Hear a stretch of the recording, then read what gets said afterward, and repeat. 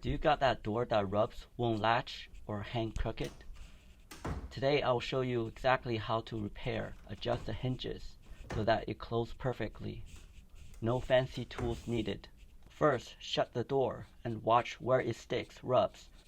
If the latch misses the strike plate, check where it's hitting too high or too low, and adjust the hinges based on the chart I will show you. Here's the reference table for the door misalignment fix. For example, if the door is sagging downward, we need to tighten and replace the screws in the top hinge. If the gap is wider at the top than the bottom, then we need to tighten the bottom hinge. In my case, the door is sagging downward. We can see a gap at top of the door, which is a sign of sagging. We'll tighten the top hinge screws so the door is pushed against the hinge and no longer sag downward.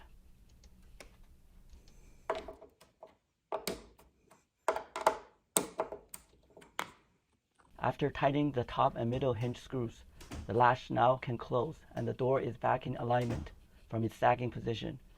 If the screw hole is loose, use a longer screw or fill the hole with toothpicks so the screw has enough material to grip securely. If there's a gap on the hinge side, you may need to remove the hinge pin and bend the hinge slightly using a channel lock.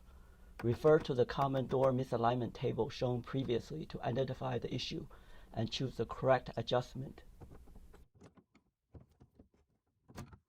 Once the hinge pin is removed, use pair channel lock pliers to grip the hinge knuckles firmly. Carefully apply slight bend toward the door frame, just enough to bring the door edge closer and reduce the gap. Avoid overbending, as even small adjustment can make big difference. When finished, reinsert the hinge pin, tap it carefully into place, and test the door to ensure the gap is closed and the door is swinging smoothly.